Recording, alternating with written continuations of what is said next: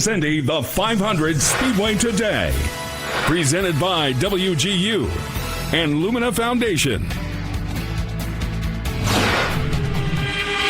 We are less than 24 hours away from the greatest spectacle in racing, the Indianapolis 500, ready to take center stage right here at IMS. Hi, everybody. Anthony Calhoun alongside Andrew Chernoff.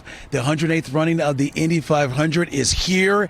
And boy, do we have a great race ahead of us coming up on Sunday. We got, 8 former winners, 6 rookies. It's going to be a lot of fun. This feels like every single year the competition level of this race keeps going up. This year, no different. A lot of talent in the field of 33. And we know one team that has truly dominated the month of May, and we're talking about Team Penske. Of course, they'll be trying to go for a 20th Indy 500 if they can get the job done here on Sunday. And boy, are they off to a great start. But guess what?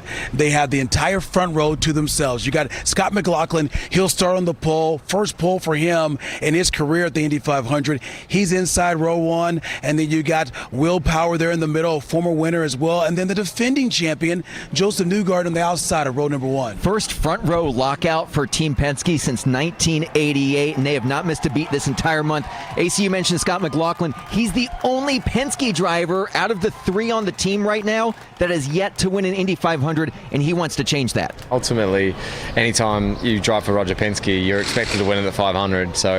But look, they've also had a lot more starts than I have. So if I can win on my 4th start, that's a good ratio to have. But I know that at some point everything will click, and hopefully we can have that opportunity, and hopefully that comes sooner rather than later. Meanwhile, the defending winner, Joseph Newgarden, he's going to be on that front row, as we just mentioned, and he'll be trying to win back-to-back Indy 500s. The last driver to do that was Helio Castroneves. He did that in 2001 and 2002. He's got a great chance to win back-to-back. And that's scary, too, and it's funny because all offseason long we asked him, hey, you're going to come back here as the winner. Does your mentality change? He goes, I want it that much more, and so far, AC, he's proven that. I don't know how you can have more appreciation for the Speedway, but I've certainly found more after winning the event. It just means that a little bit different of a presence for you. I think this place feels differently to me, but I've always had tremendous respect for the Indianapolis Motor Speedway. You just see it a little differently once you've been able to go through victory lane with the team. We talked about Joseph Newgarden hoping to try to do what Helio was able to do, win back-to-back Indy 500s. As far as Helio, he's trying to go for the drive for 5. He's won the Indy 500 4 times, but no one has ever won it 5 times. Is this the year as he gets ready for his 24th Indy 500? He's going to start in the 20th position.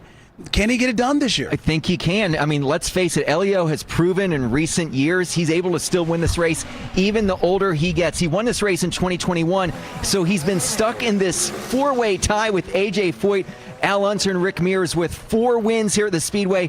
The drive for 5 continues on Sunday. He's hoping to make an exclusive club just with himself. I'm super excited with the support of the fans. I mean, we're talking about history here, man. It's something that nobody ever did it. So, yep, I can't wait. So we're really looking forward to that big day. One big story we know we're going to be following on Sunday is this guy right here, Kyle Larson, the NASCAR star, trying to become just the 5th driver to do the double. Racing the Indy 500 earlier on Sunday, and then the NASCAR race in Charlotte later that night. He's going to start in the middle of row number 2, and boy, does he have some confidence right now, Andrew. It's amazing because people who have followed Kyle Larson throughout his career knows that he can drive anything with wheels, and he's proving that here at Indianapolis Motor Speedway in an Indy car. Starting 5th, the highest qualifying rookie. Tony Stewart is the only driver who's attempted the double that has completed all 1,100 miles, and if there's one guy that can also accomplish that, it's Kyle Larson,